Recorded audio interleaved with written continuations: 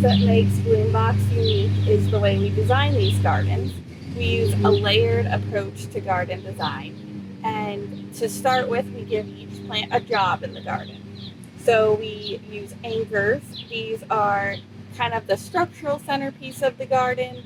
We try to choose plants that hold their shape all year round and aren't prone to flopping or moving around in the garden.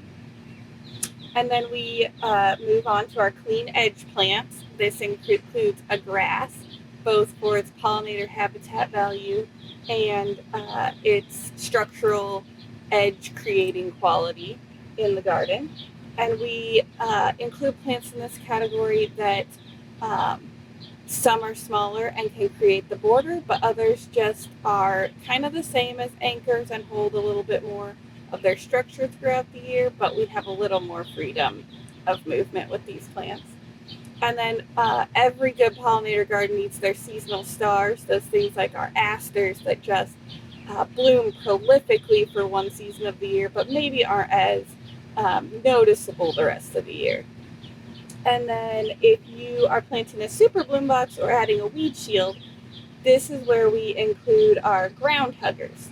We call them ground huggers because we don't use kind of the traditional ground cover where it runs and weaves and can be really aggressive. We like to use plants that grow either lower to the ground or create a nice clump that's hard for weeds to penetrate.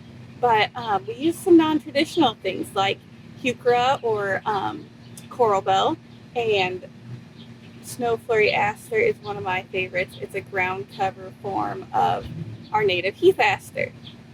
And then we include cedars, and these are our fast pops of color that will hopefully bloom in the first year, if not the second year. And they may not live as long in the garden, but they should seed around for you if you allow them to. So they'll stick around by creating new plants, but the originals may pass on.